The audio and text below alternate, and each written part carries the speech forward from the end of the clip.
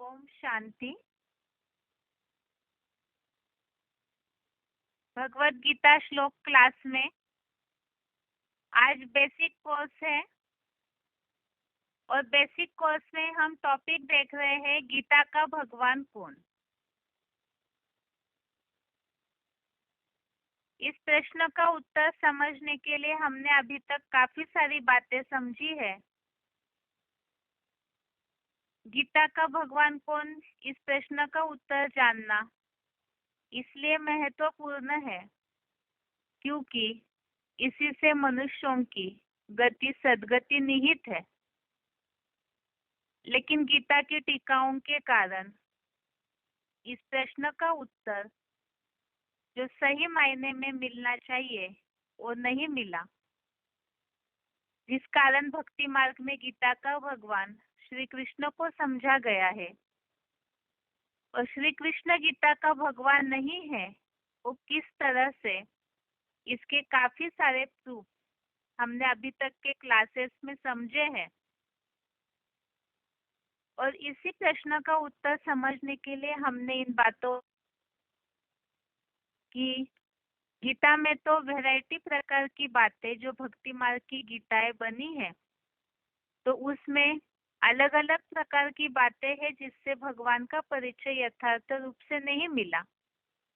तो स्वयं भगवान ही इस सृष्टि पर आकर के अपना परिचय अभी दे रहे हैं और उन्होंने जो परिचय दिया है उसी के प्रूफ्स भी जो भक्ति मार्गीय गीता है उसके श्लोकों में भी मिलते हैं। और भगवान जो अपना परिचय दे रहे हैं उसे अभी तक हम समझते आए हैं। अभी तक के क्लासेस में हमने परम पिता शिव के नाम के बारे में समझा, उनका रूप समझा कि वो ज्योति स्वरूप है। इसी तरह से परम पिता शिव और निराकार है, तो इस साकार सृष्टि पर प्रकृति को अधीन करके आते हैं। तो किस तरह से आते हैं और जिस साकार माध्यम का, जिस साकार तन का आधार लेते हैं, तो उस तन में भी परम पिता शिव के गुण किस तरह से दिखने में आते हैं, इन सब बातों को अभी तक के क्लास में हमने समझा है। जिस तरह परम पिता शिव मूल रूप में अजन्मा है, अगर्भा है, अभोक्ता है, अकर्ता है और परम पिता शिव का स्थायित्व इसी में है कि वो साकार सृष्टि पर आने पर जिस साकार तन का आधार लेते हैं, वो साकार तनधारी भी उनके इन गुणों को, परम पिता शिव के गुण उस साकार तन के द्वारा ही प्रत्यक्ष दिखने में भी आते हैं। तो परम पिता शिव का साकार स्वरूप अर्थात जो कि शंकर का नाम शिव के साथ मिलाया जाता है, शिव और शंकर कहा जाता है, तो शंकर में भी वो गुण दिखने में आते हैं। वो अजन्मा है। इसका यादगार में भक्ति मार्ग में शंकर का जन्म और मृत्यु दिखने में नहीं आता, शास्त्रों में कहीं भी उल्लेखित नहीं है। इसी तरह से वो अभोक्ता है। वो किस तरह से है, पाप और पुण्य से परे, इसे भी हमने समझा। और अनंत है, अनादि है। इसके अलावा वो अकर्ता किस तरह है, उनमें अहम भाव नहीं, आत्मिक स्थिति की ऐसी 100% स्टेज धारण करते हैं। परम पिता शिव की याद में वो इतना तल्लीन हो जाते हैं जिस आधार से सारी दुनिया की हत्या करने पर अर्थात विनाश का कर्तव्य करने पर भी उन पर उसका पाप नहीं चढ़ता है। तो इस तरह से ही परम पिता शिव के जो गुण हैं और साकार स्वरूप शंकर के द्वारा किस तरह से प्रत्यक्ष दिखने में आते हैं वो हमने समझा। और जिस आधार से ये बात स्पष्ट होती है कि वास्तव में ये जो भी गुण है श्री कृष्ण में दिखने में नहीं आते, क्योंकि उनका जन्म भी दिखाया, मृत्यु भी दिखाई है, उन्हें अभोक्ता नहीं कहा जा सकता। तो इसीलिए गीता का भगवान वास्तव में श्री कृष्ण नहीं, बल्कि शिव ही, परमपिता शिव ही शंकर के द्वारा गीता का भगवान है। अब आज के टॉपिक में हम देखते हैं परमपिता शिव का नाम रूप हमने समझा, गुण समझे। आज के क्लास में है परमपिता परमात्मा का धाम, और उस धाम में भी उनका साकार धाम कौन सा है। अब धाम का अर्थ ही है घर, रहने का स्थान, निवास स्थान। जिस तरह से जितनी भी जन्म मरण के चक्र में आने वाली आत्माएं हैं, उन सब आत्माओं का भी मूल घर वो परम धाम है। आत्माएं मूल रूप में अपने ज्योति स्वरूप में, बीज रूप स्थिति में, मूल रूप में वो परम धाम की निवासी है। जो परम धाम परम पिता शिव का भी घर है, निवास स्थान है, और इसी तरह आत्माएं भी वहाँ शांति धाम में, परम धाम में रहती है। और फिर वो आत्माएं नंबरवार इस सृष्टि पर अपने अपने समय अनुसार, अपने अपने पार्ट अनुसार इस सृष्टि रूपी रंगमंच पर, जो कि मृत्यु लोक भी है, आकर के पार्ट बजाती है।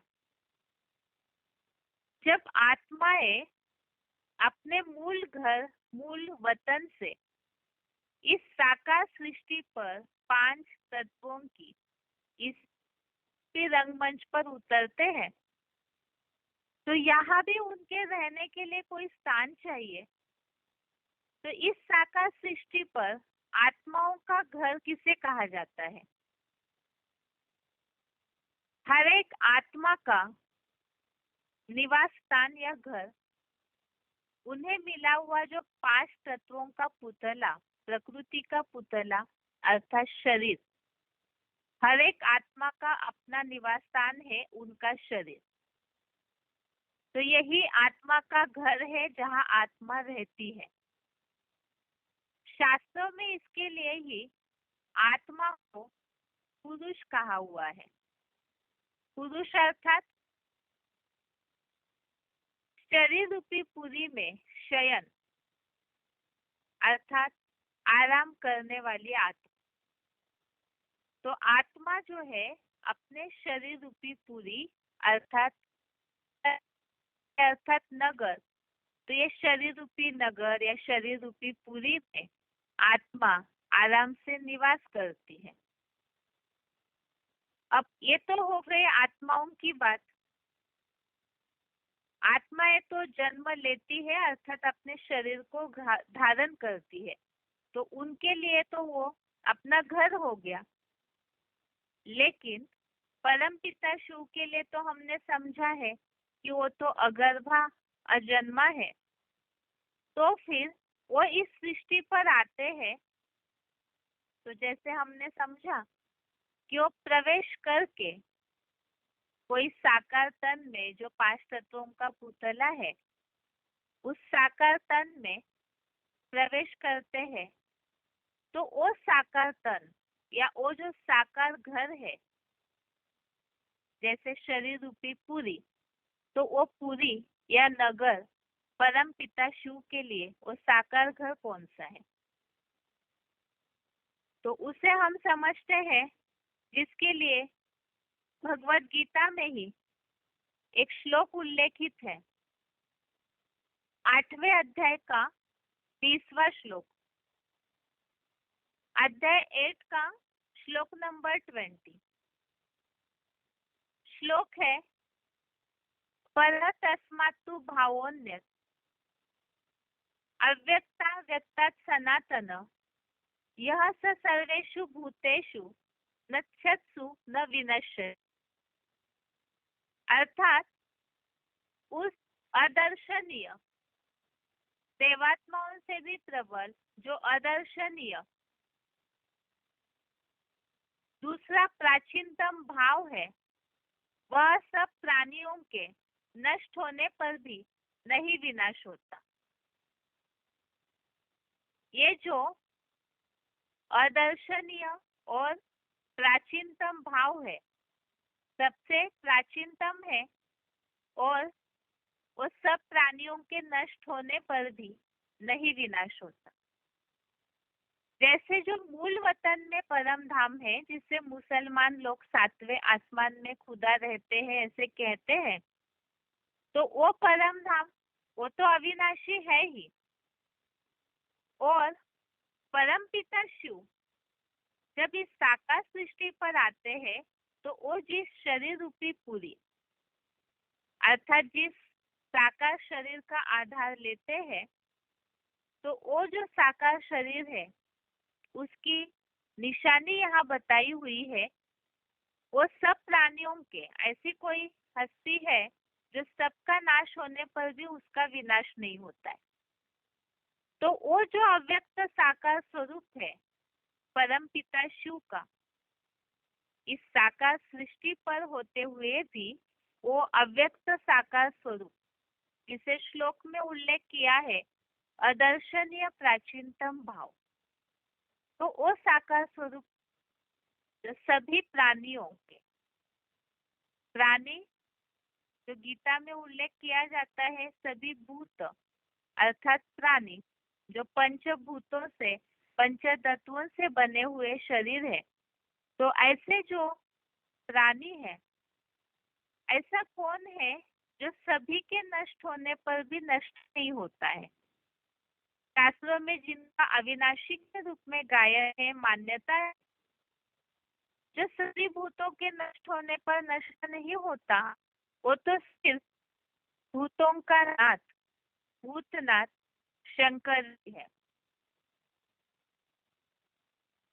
अनुसार अभी तक ये उल्लेख हमने कई बार देखा है, श्री कृष्ण की तो मृत्यु दिखाई जाती है, अर्थात ही जो जन्म और मृत्यु के चक्कर में आए, तो वो भी सर्वसामान्य जितने भी भूत प्राणी हैं, तो उन्हीं तरह भी साधारण हो गए जो कि नष्ट होते हैं, क्योंकि श्री कृष्ण की तो मृत्यु दिखाई जाती है, अर्थात वो भी नष्ट होते हैं। लेकिन केवल एक भूतनाथ शंकर ही है, जितने भी प्राणी अर्थात भूत है उन सबका नाथ, जो सभी के नष्ट होने पर भी वो अविनाशी रहते हैं। और यही अव्यय साकार स्वरूप परमपिता शिव का साकार धाम है, न कि श्री कृष्ण। परमपिता शिव इस साकार सृष्टि पर जिस प्रकृति को अधीन करके आते हैं, उस 5 तत्वों के पुतले में प्रवेश करके अपना कार्य करते हैं, तो वो जो साकार तन है, जो कि शरीर रूपी पूरी नगर अर्थात निवास स्थान, तो वो शंकर का जो स्वरूप है वही है जो अविनाशी है। और ये जो अविनाशी शंकर का साकार स्वरूप है, इसके लिए ही भगवत गीता में और एक उल्लेख आया हुआ है।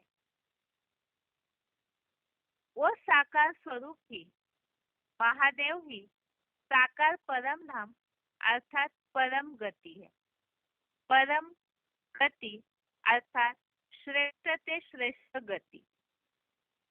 जैसे कि आत्माएं सारी, जो अभी इसके पिछले उल्लेखों में हमने देखा कि विनाश के समय सारी आत्माएं उस साकार स्वरूप परम धाम में समा जाती है। आत्माओं का मूल घर निवास स्थान परम धाम है, अर्थात तो आत्माओं के लिए सच्ची श्रेष्ठ गति हो गई।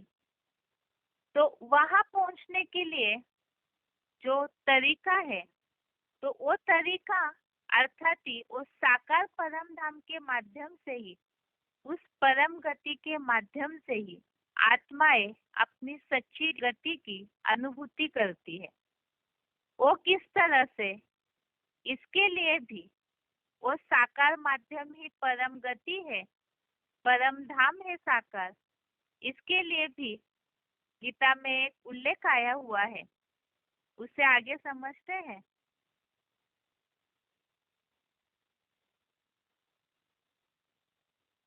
ये जो अविनाशी परम धाम है, जो समझ रहे हम कि ऐसा अव्यक्त जो अदर्शनीय प्राचीनतम भाव है, जो सभी प्राणियों के नष्ट होने पर नष्ट नहीं होता, और वही अविनाशी परम धाम, वही इस सृष्टि का साकार परम धाम है। अर्थात परम पिता शिव जी साकार माध्यम अर्थात शंकर के द्वारा सृष्टि परिवर्तन का कार्य करते हैं, तो वही सभी के लिए परम गति अर्थात परम धाम है। इसका उल्लेख 8वें अध्याय का 21वां श्लोक, अध्याय 8 का श्लोक नंबर 21 है। अव्यक्तोक्षर इत्युक्त तमाहु परमां गति यम प्राप्य न निवर्तन्ते तद्धाम परमम मम। अर्थात उसे अप्रकट अविनाशी ऐसे कहा जाता है, उसको परम गति कहते हैं, जिसको पाकर नहीं वापस आते, वह मेरा परम धाम है। परम गति श्रेष्ठ गति उसे कहा जाए जहाँ पहुंचने के बाद फिर कोई वापिस इस दुख धाम में, ये दुख धाम ये मृत्यु लोक अर्थात जहाँ आत्माओं की दिन प्रतिदिन दुर्गति ही होती है। एक है श्रेष्ठ गति, सतगति, ऊंची परम गति, और एक है दुर्गति। तो वो परम धाम ऐसा है जहाँ पहुंचने के बाद आत्माएं फिर वापिस इस दुख धाम में वापिस नहीं आते हैं, तो वो मेरा परम धाम है। तो गति का अर्थ ही है मुक्ति अर्थात छुटकारा, और सदगति का अर्थ है सत्य गति अर्थात जीवन मुक्ति। अर्थात आत्माएं जो है वो एक बार जो परम पिता शिव का घर है, इस साकार सृष्टि पर जो साकार परम धाम है, परम पिता शिव जो भगवान है वही सबके गति सदगति दाता है, लेकिन वो इस साकार सृष्टि के मनुष्यों की गति या सदगति करेंगे कैसे? गति का अर्थ हमने समझा मुक्ति या छुटकारा, दुखों से मुक्ति। तो वो मुक्ति या छुटकारा और सत्य गति अर्थात जीवन मुक्ति, जीवन में रहते हुए दुख दर्दों से मुक्ति की अनुभूति हो। तो परम धाम या परम गति को पहुंचने के बाद अर्थात उस साकार परम धाम को पहचान कर उनके स्वरूप में टिकने के बाद जो ऐसी स्थिति प्राप्त करते हैं, तो वो दोनों गति की प्राप्ति भी कैसे होगी? तो वो परम पिता शिव और उनके साकार स्वरूप के मेल से ही होती है। परम पिता शिव मूल रूप में निराकार है, तो इसीलिए उन्हें तो साकार माध्यम से ही पहचाना जाना जा सकता है। और सदगति पाने के लिए भी वो दोनों गति की प्राप्ति भी तभी हो सकती है आत्माओं को, जब वो उस परम पिता शिव और उनके साकार स्वरूप के मेल उन तक पहुंचेंगे। वो साकार स्वरूप जिनके द्वारा हम परम पिता शिव को प्राप्त करते हैं, वही गतियों की गति अर्थात परम गति है। और वो जो परम गति का आधार बनने वाला साकार स्वरूप ही शिव का निवास स्थान अर्थात परम धाम है। तो उस तक पहुंचने के बाद वो परम गति की अनुभूति करते हैं। जो श्लोक में उल्लेख किया हुआ है अव्यक्त अक्षर, तो वो जो अव्यक्त अक्षर है वो शंकर ही है, श्री कृष्ण नहीं। क्योंकि एक शंकरी है जिन्हें इस तरह अव्यक्त निराकारी स्टेज में दिखाया जाता है, जो अक्षर भी है। ऐसी योगी की स्टेज जो क्षरित होते हुए नहीं दिखती, अर्थात वो जन्म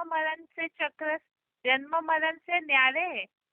लेकिन श्री कृष्ण को ऐसे दिखाया नहीं, जन्म और मृत्यु दिखाई है, तो वो विनाश होते हुए दिखाया, तो उन्हें अक्षर भी नहीं कह सकते।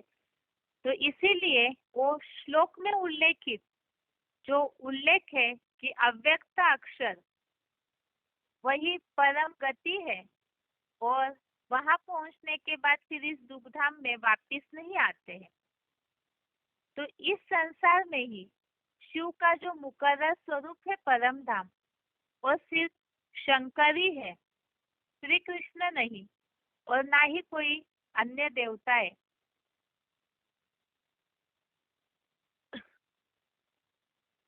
फिर वो चाहे चार मुखों वाला ब्रह्मा ही क्यों न हो। तो यहाँ इस बात से ये बात स्पष्ट हो गई, परम पिता के धाम को जानना भी हमें जरूरी है। मूल रूप में तो परम धाम परम पिता शिव का घर है, लेकिन इस साकार सृष्टि पर जब वो कार्य करने के लिए आते हैं, तो यहाँ भी उनका कोई स्थान चाहिए। तो वो शरीर रूपी पुरी या नगर जहाँ पे आत्मा निवास करती है, तो वो साकार धाम कौन सा है? जो साकार परम धाम इस सृष्टि पर, जिसे गीता में परम गति कहा है, जो सब आत्माओं की गति या सदगति दाता बनता है साकार माध्यम के द्वारा, परम पिता शिव। तो वो परम गति ऐसी होनी चाहिए अविनाशी,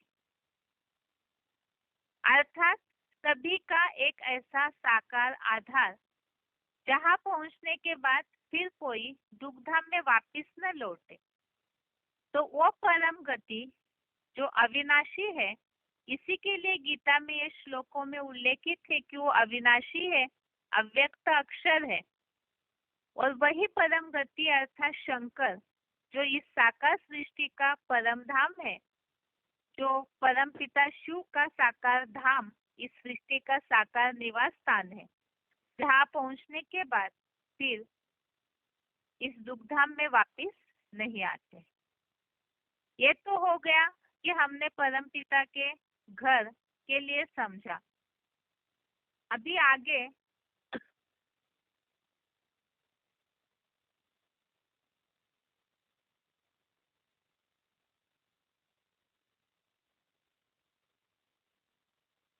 हम परम पिता का पूरा परिचय जान रहे हैं कि गीता का भगवान कौन है, तो उनका पूरा ही परिचय हमें प्राप्त होना चाहिए।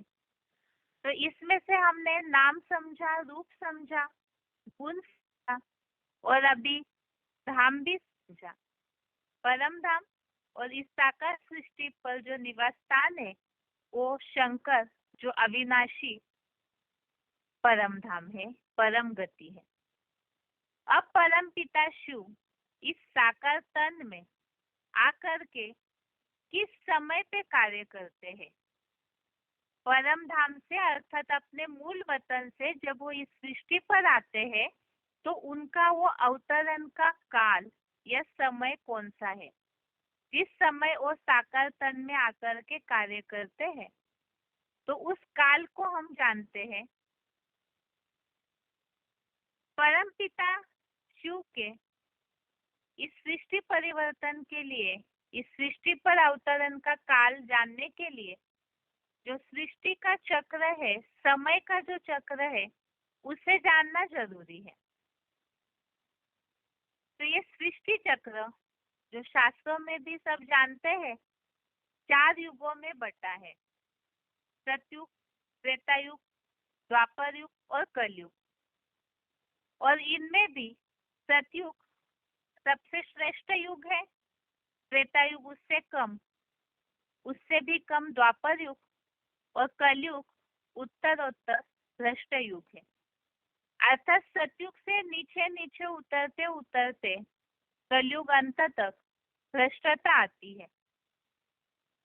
अर्थात ही हर युग में श्रेष्ठता का समय परिवर्तन के साथ साथ पतन होता जाता है। अब द्वापर युग से अर्थात जब द्वैतवाद आया, अनेकानेक धर्मों की स्थापना होते गई, तो उससे मिक्सचरिटी होने के कारण दो मते, दो भाषा, दो राज्य, दो कुल, सब कुछ बढ़ गया और उसके कारण ही भ्रष्टता बढ़ने लगी।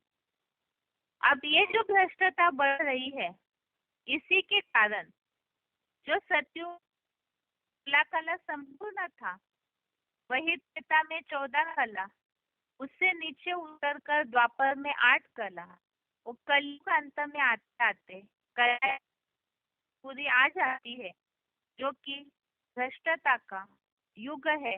तो वो पतन स्पष्ट नजर आता है। अब ये जानना जरूरी है, कलयुग के ऐसे मुकाम पर, ऐसे समय पर खड़े हैं जहाँ पर अधर्म और भ्रष्टाचार का ही बोलबाला है, और शिष्टाचार ढूंढने पर भी नहीं मिलता। जो आज की दुनिया की हालत तो सब जानते हैं कि यहाँ हर समय, हर क्षेत्र में भ्रष्टाचारी भ्रष्टाचार सभी के अंदर पूरी तरह से भरा हुआ है। तो नहीं,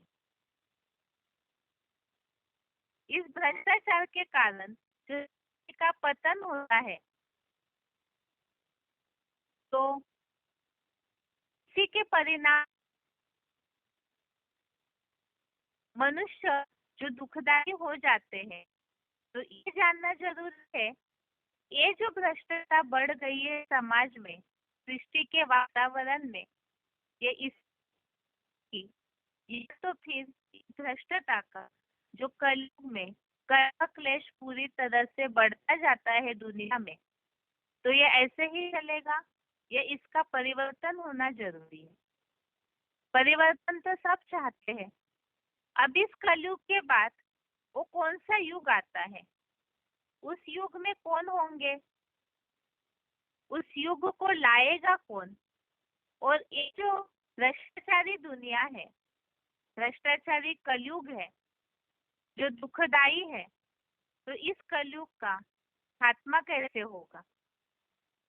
तो इन सब प्रश्नों को जानने के लिए शास्त्रों में भी इस समय के परिवर्तन के लिए कुछ उल्लेख आए। इसी के लिए शास्त्रों की बातों की जो पढ़ाई है, शास्त्रों में जो कुछ बातें वर्णित है, उसे जानना होगा। और उसमें भी सबसे पहले जो सर्वशास्त्र शिरोमणि भगवत, उसमें ही कलयुग के इस वर्णन के लिए सबसे प्रसिद्ध श्लोक है, जो चौथे अध्याय का 7वां और 8वां श्लोक। अध्याय 4 का 7 है, यदा यदा हि धर्मस्य ग्लानिर्भवति भारत अभ्युत्थानम अधर्मस्य तदात्मानं सृजाम्यहम्। अर्थात हे भरतवंशी, जब जब धर्म की ग्लानि, अधर्म की वृद्धि होती है, तब ही मैं स्वयं जन्म लेता हूँ। तो भगवान ने ये बात बताई है अर्जुन को भगवत गीता में कि जब धर्म ग्लानि होती है, अधर्म की बढ़ोतरी, तो मैं स्वयं इस सृष्टि पर आता हूँ। अब क्यों आते हैं, इसका भी कारण बताया। परित्रणाय साधूनां विनाशाय च दुष्कृतां धर्म संस्थापनार्थाय संभवामि युगे युगे। अर्थात संतों की रक्षा के लिए, दुराचारियों के विनाश के लिए, और धर्म की संपूर्ण स्थापना अर्थ दो युगों के बीच जन्म लेता हूँ। तो यहाँ पर इन 2 श्लोकों से ही परम पिता शिव का अवतरण काल और कार्य का उद्देश्य स्पष्ट होता है। कलयुग के अंत में ही अनेक धर्मों का बोलबाला होता है, और उन धर्मों का बोलबाला है उसमें आपस में संघर्ष टकराहट होती है जिसे कलह क्लेश कहा जाता है। संप्रदायवाद, जातिवाद, धर्म के नाम पर जो संघर्ष चलता है, तो ऐसे समय में ही परमपिता शिव स्वयं इस सृष्टि पर आते हैं। तो ये सब हम जानते हैं कि यही कलयुग की निशानी है जो अभी दिखने में आती है।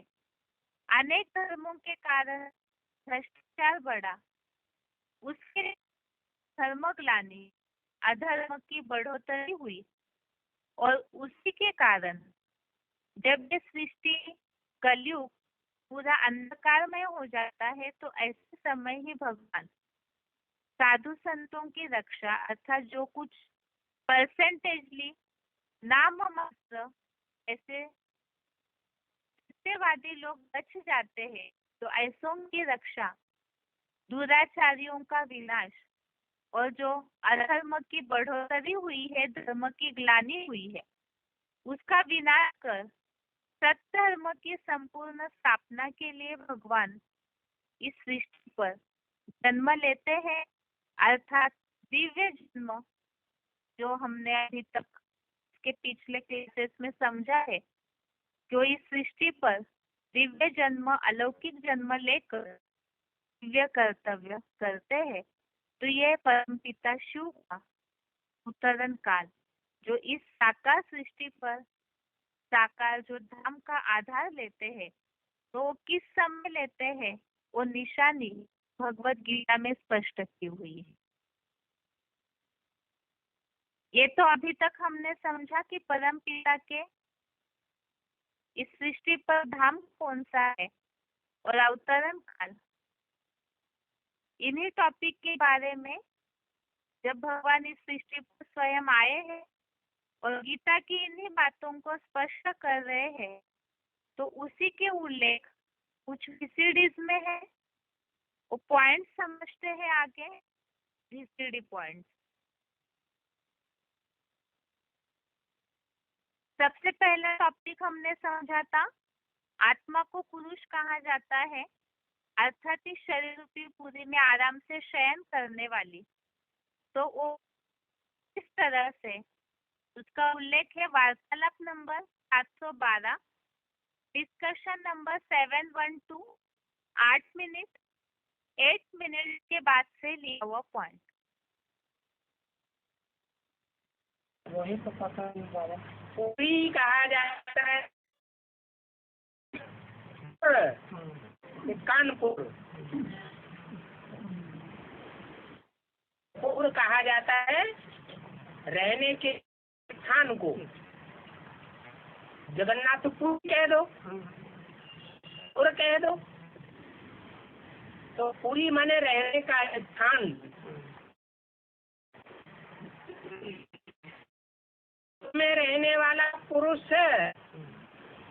क्या माने, शयन करने वाला, आराम करने वाला। तो ये शरीर रूपी पुरी है, तो पुर में आत्मिक स्थिति में जो रहती है आत्मा, वो पुरुष है, परम पुरुष।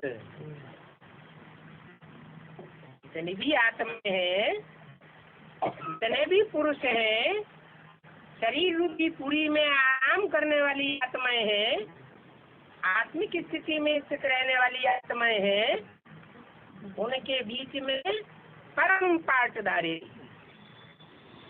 परम शब्द लगा है, जिसे होता है गुड, बैड, बेटर। गुड उससे अच्छा, बेटर उससे अच्छा, बेस्ट, बेस्ट अंतिम शब्द है। ऐसे ही परम शब्द है। तो परम का अर्थ ही होता है आत्माओं के बीच में सबसे अच्छा। एक ही होगा या अनेक होंगे? तो वो है एक साकार, वो मनुष्य कंधारी, जिसमें परम पिता परमात्मा से वह प्रवेश करके उसके आप समान बनाए देते हैं। और जिसको आप समान बनाते हैं वो परम पुरुष, उसका नाम है शंकर। आगे है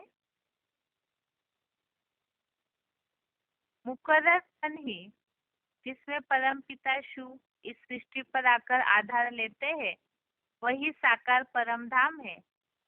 VCD नंबर 2000, VCD नंबर 2000, 1 घंटा 6 मिनट्स के बाद से लिया हुआ पॉइंट।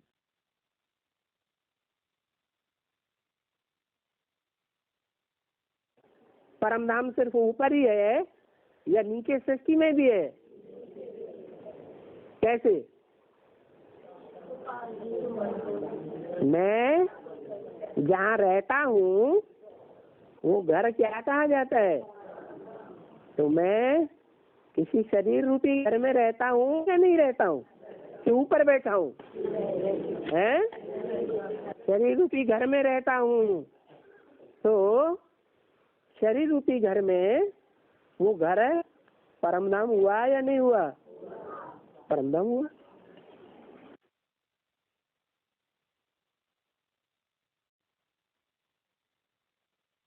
मुकर्रर तन ही साकार परम धाम। VCD number 1991, VCD number 1991, 16 minute 16 minute के बाद से लिया हुआ पॉइंट। बाबा सदैव घर में रहता है ना, तो सदैव घर में रहता है, है? परम धाम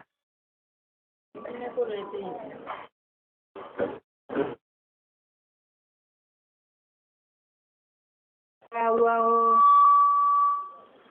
तो मुझे ऊपर क्यों याद करते? जो मुझे ऊपर याद करते हैं वो है शुद्ध संप्रदाय।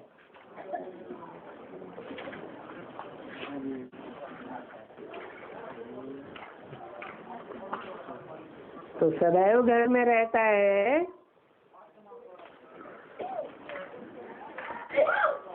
या 5000 साल घर में रहता है संगम में, घर छोड़ करके नीचे जाता है।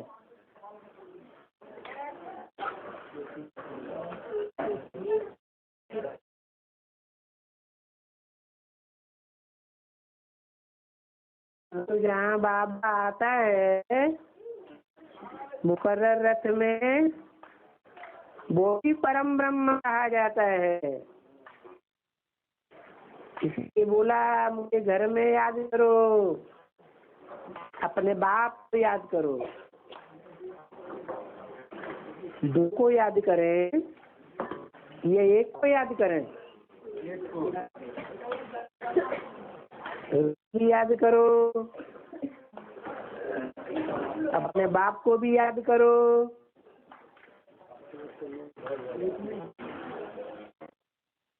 घर तो रहने का स्थान है और बाप तो रहने वाला है घर में।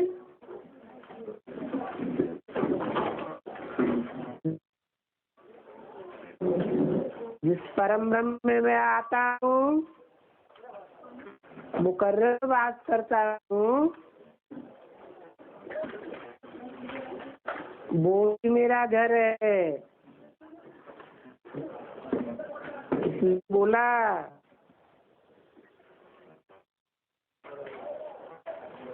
बाबा सदैव घर में रहता है। आगे है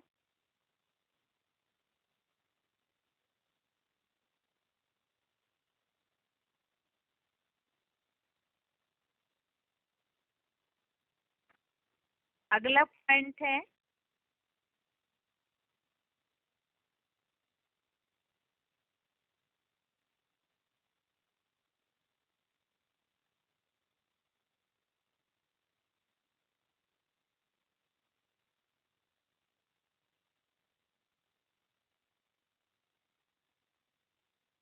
धाम ही अव्यय है। तलब number 1682, discussion number 1682, 40 minute 30 minutes के से लिया हुआ। वो निराकार में अव्यय है।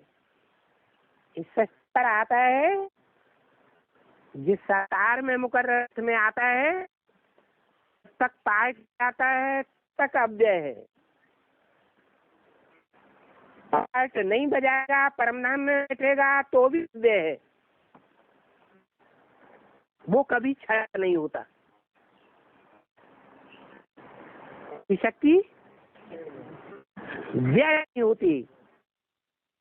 बाकी 500-700 करोड़ की क्षीण होती है, उनमें भी जो मुकर्रर रसधारी आत्मा है, जिसमें शिव मुकर्रर रूप से प्रवेश करते हैं, वो संग के रंग के कारण अव्यय बन जाती। सृष्टि पर सदा कायम कोई भी चीज नहीं है। सदा कायम एक ही शिव बाबा है।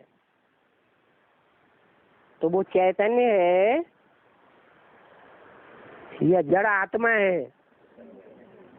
परम धाम में तो आत्मा जड़वत रहती है, कोई चैतन्य पार्ट नहीं। इस सृष्टि पर आने से चैतन्य रूप में पार्ट बजाती है। उनकी शक्ति का व्यय होता है। उनमें भी वो एक मुकर्रर रसधारी आत्मा ही ऐसी है जो पुरुषार्थ करते करते करते करते अंत में व्यय माने विनाशी से क्या बन जाती है? अविनाशी बन जाती है। कब तक के लिए है? 5000 वर्ष ड्रामा जब तक पूरा हो तब तक के लिए। आगे है, साकार परम धाम अव्यय है तो शंकर ही साकार परम धाम है, इसलिए शंकर की शास्त्रों में मृत्यु नहीं दिखाते। VCD number 2230, VCD number 2230, 30 minute 30 minutes के बाद से लिया हुआ पॉइंट।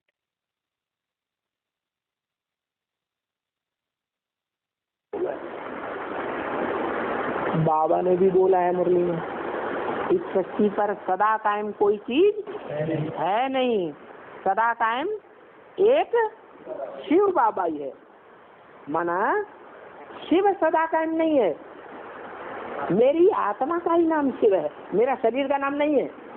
सुप्रीम सोल के शरीर का नाम नहीं है। वो जिस शरीर में प्रवेश करता है मुकर्रर रूप से, वो नाम पड़ता है शिव बाबा।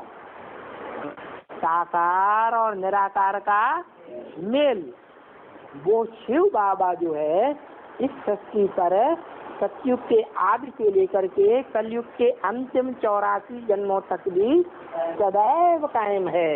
इसलिए शास्त्रों में लिखा है कि शंकर की कभी मृत्यु नहीं होती, उसका जन्म भी नहीं होता। वो अनादि है। नाम ही है तुम आदि देव, पुरुष है पुराण, तुमस्ति जगत से परम निधान। आगे है,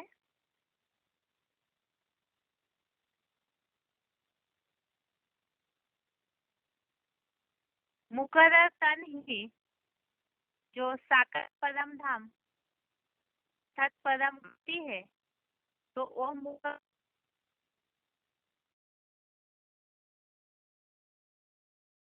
45, VCD नंबर 1147, 45 मिनट 45 मिनट्स के बाद से लिया पॉइंट।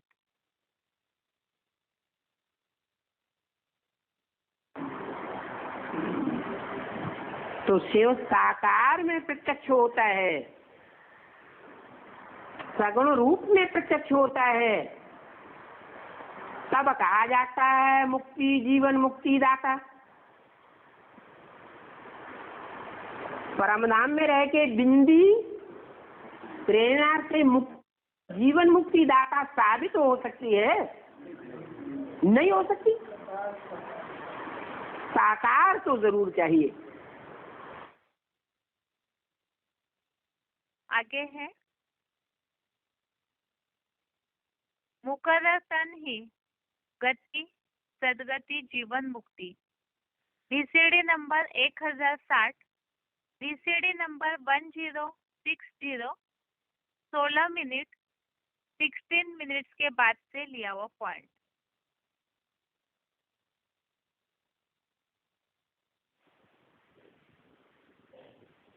तो सबका सदगति दाता एक ही है।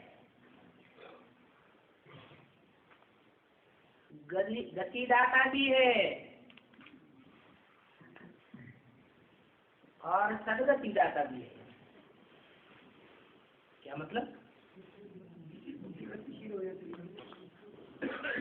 मन बुद्धि रूपी आत्मा को मिलती है, नहीं तो डल होकर के आत्मा पड़ी रहती है। अगर चैतन्य बनती भी है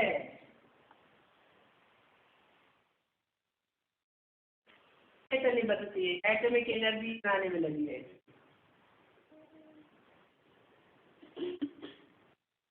तत्वों के विश्लेषण में बुद्धि लगी रहती है, लेकिन जिसका चिंतन करना चाहिए,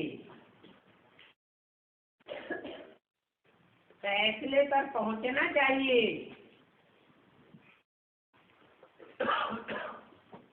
वो फैसले पर पहुंचने वाली बुद्धि नहीं बनती। ऐसी बुद्धि को गति देने वाला एक ही बाप है और सदगति भी देते हैं। सद माने सच्ची क्या होती है? सिर्फ बुद्धि ही चलती रहे, प्रैक्टिकल में रिजल्ट कुछ भी ना निकले तो कोई काम का कहेंगे नहीं। रिजल्ट भी निकले, क्या रिजल्ट निकले? शरीर रहते भी सुख शांति का अनुभव करे, तब कहेंगे सदगति। 13 जुलाई 1968 की वाणी का दूसरा दिन।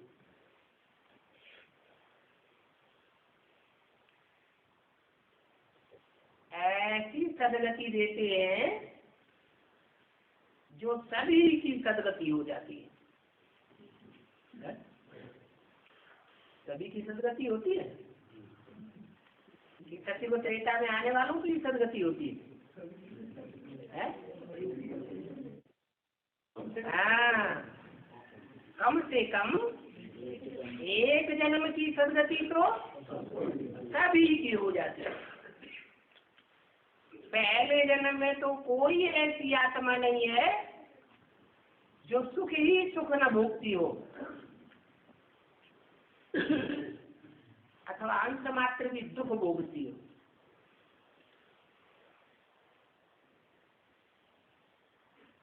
हाँ, ये कहेंगे कि मुक्ति के बाद फिर जीवन मुक्ति का पाठ होता है।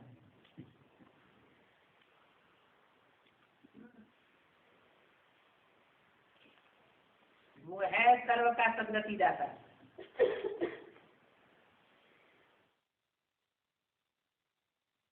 ये तो गीता के टॉपिक्स के लिए हमने सारे क्लिप सुने, जिसमें ये बात समझी है कि आत्मा को पुरुष कहा जाता है जो शरीर रूपी पुरी में शयन करता है, आराम करता है। तो इसी तरह से परम पिता शिव के लिए भी जो साकार तन है, जिस तन में वो प्रवेश करके कार्य करते हैं, तो वही परम पुरुष भी है, क्योंकि स्वयं परम पिता शिव उनमें प्रवेश करके कार्य करते हैं। और वही साकार परम धाम अव्यय है, अविनाशी है, तो जिसके बारे में हमने पॉइंट समझे कि किस तरह से उसका नाश नहीं होता है, वो अव्यय भी है और अक्षय भी है, और वो परम धाम ही सबके लिए परम गति भी है और जीवन मुक्ति दाता भी है, जो साकार माध्यम के द्वारा परम पिता शिव है, उस साकार परम धाम के द्वारा सबको गति और सदगति भी देते हैं, जहाँ पहुंच करके फिर आत्माएं दुख धाम में वापिस नहीं लाते, अर्थात ही दुखों से मुक्त हो जाते। ये तो गीता के भगवान के टॉपिक के लिए आज का क्लास, और अभी आगे है रिवीजन।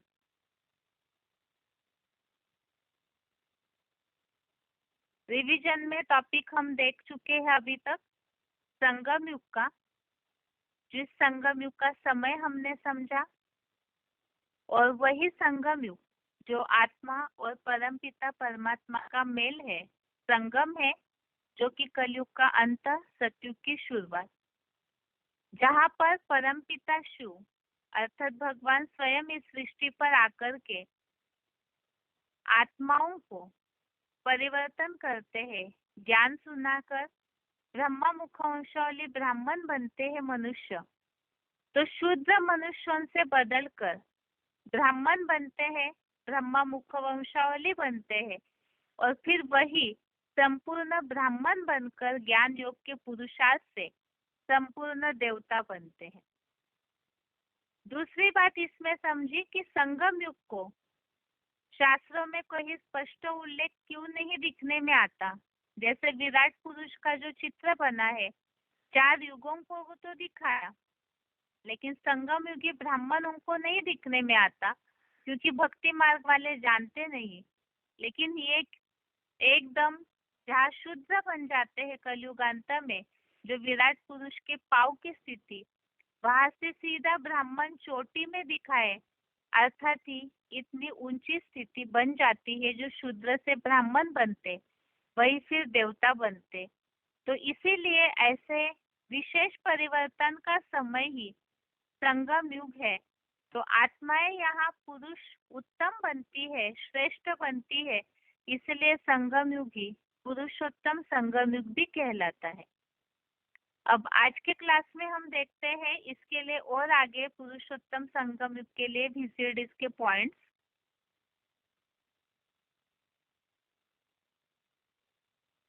इस संगम युग का महत्व यहाँ कुछ पॉइंट्स में बताया है।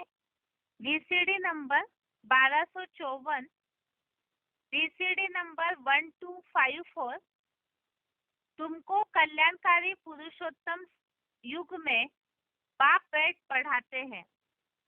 सतयुग त्रेता में तो उतरती कला हो जाएगी, ये संगम युग तो चढ़ती कला का युग है, यहाँ तुमको बाप पढ़ाते हैं। तो ये चढ़ती कला का युग, ये एक ही संगम युग ऐसा है। और युगों में तो सतयुग से लेके कलयुग तक उतरते उतरते आए, लेकिन यहाँ पर एक ही जन्म में कलयुग से सीधा सतयुग में पहुंचाने का युग है, चढ़ती कला का युग। अगला पॉइंट है VCD नंबर 1961, VCD नंबर 1961। संगम तो 100 साल का है, अभी कौड़ी जैसा है या हीरे जैसा जन्म है। तो कब बनता है हीरे जैसा? अभी बाप आकर कौड़ी जैसे से फिर अमोलक हीरे जैसा बनाए रहे हैं, बाप आकर बनाते हैं। तो ये जो कलयुग के अंत में वैल्यूलेस अर्थात कोई कीमत नहीं रहती, सभी कौड़ी जैसे बन जाते हैं, तो बाप आकर के उन्हें इसी संगम युग पर हीरे जैसा बनाते हैं। और ये हीरे जैसा बनना अर्थात ही क्या? VCD नंबर 1289 नंबर 1289 ईश्वर बाप आकर के देवता बना रहे हैं, अर्थात पत्थर बुद्धि से पारस बुद्धि बनाए रहे हैं। तो हीरे जैसा बनना, इसे ही अलग शब्दों में कहा जाता है पत्थर बुद्धि से पारस बुद्धि बनना। तो ये पुरुषोत्तम संगम युग नाम ही है, पुरुषोत्तम संगम युग सब युगों से ऊंचा युग है। VCD number 3551, VCD number 3751। ये जो पुरुषोत्तम संगम युग है, जैसे और युगों में, सतयुग में हमने समझा 16 कला, त्रेता में 14 कला, द्वापर में 8, कलयुग में शुरू में 4 और अंत में पूरे कलाहीन 0 कला बन जाती है। और ये संगम युग ऐसा महत्वपूर्ण है जहाँ कलातीत बन जाते हैं। पॉइंट है VCD का 2524, VCD नंबर 2524। जब तक पुरुषोत्तम संगम युग रहता है और जब तक सतयुग शुरू नहीं हुआ, 16 कला संपूर्ण, तब तक के लिए क्या बन जाते हो? कलातीत बन जाते हो। जैसे सूर्य कलाओं से परे होता है, ऐसे कलातीत बन जाते हो तो संगम युग में बनते हो। तो ये संगम युग का महत्व है कि ये पुरुषोत्तम अर्थात उत्तम से उत्तम बनाता है आत्माओं को। यहाँ ही ज्ञान योग की पढ़ाई से आत्माएं भगवान बाप को पहचान कर उत्तम बनते हैं। ये चढ़ती कला का युग है, हीरे जैसे बनने का युग है, पत्थर बुद्धि से पारस बुद्धि बनने का युग है, और यही कलातीत बनने का युग है। आगे है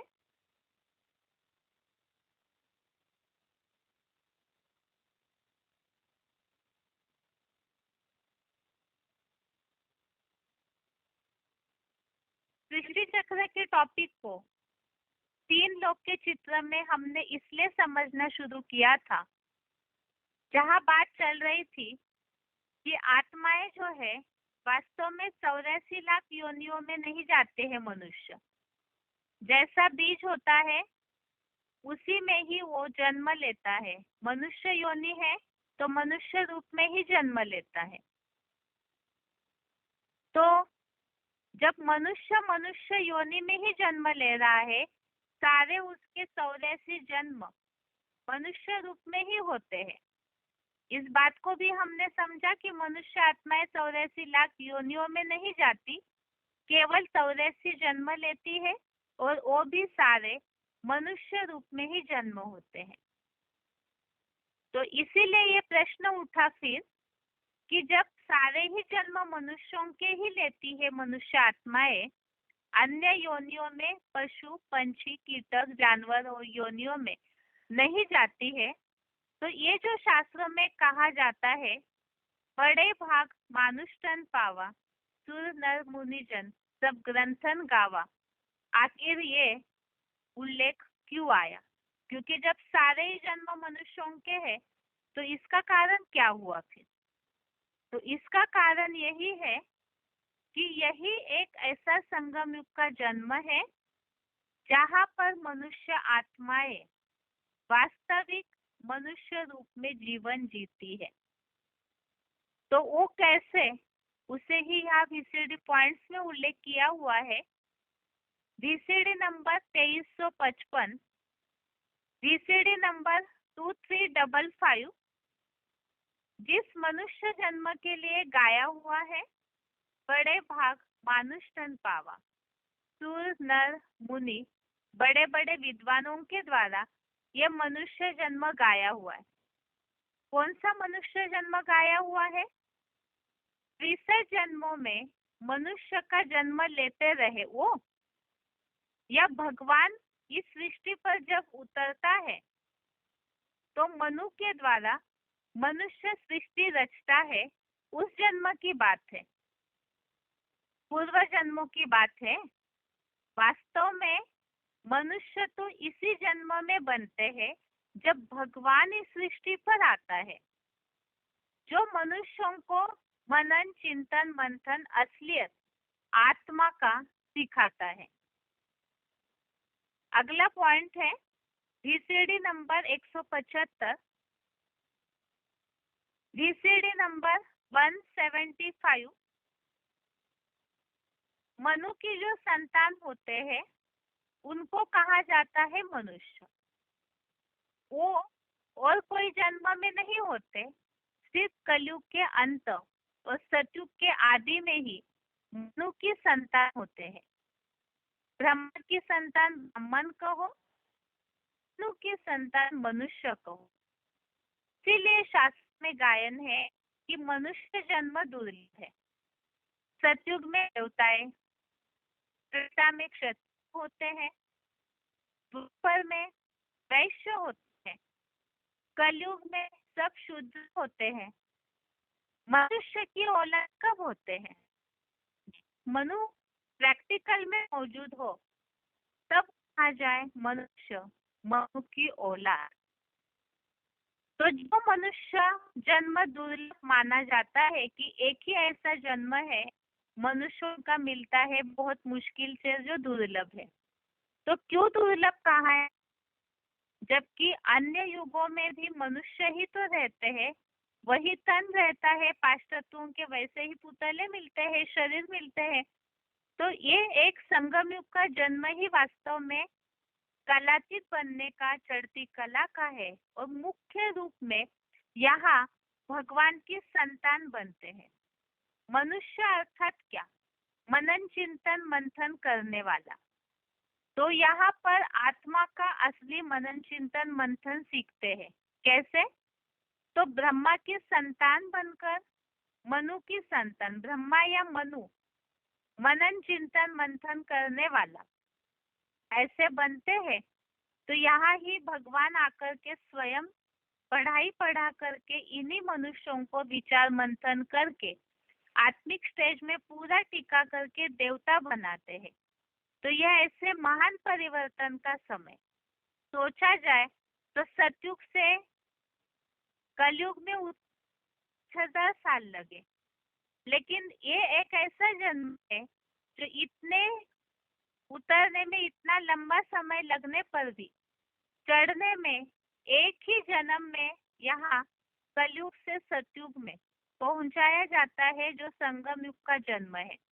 तो ये जन्म इसीलिए विशेष है और इसीलिए ही ये जन्म कल्पों में एक ही बार संगम युग आता है।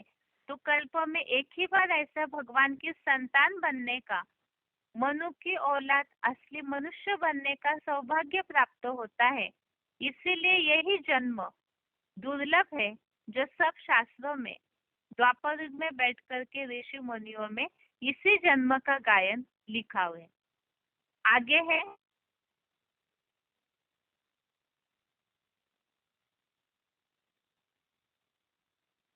अब ये जो मनुष्य जन्म है जो दुर्लभ है, जहाँ भगवान से डायरेक्ट हम पढ़ाई पढ़ते हैं देवता बनने की, तो इस मनुष्य जन्म को सफल कैसे करें?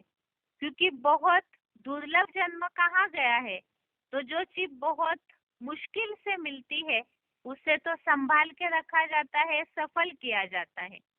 तो इस जन्म का सदुपयोग कैसे करें? इसी के लिए ही भगवत गीता में 14वें अध्याय का 26वां श्लोक, अध्याय 14 का श्लोक नंबर 26 से, माम च य अभिविचारेण भक्ति योगेन सेवते सगुणान समति एतान स्वाय कल्पते। जो मुझको अव्यभिचारी भावना से योग युक्त सेवा करता है वह इन गुणों को संपूर्ण पार करके परम ब्रह्म के लिए योग्य है।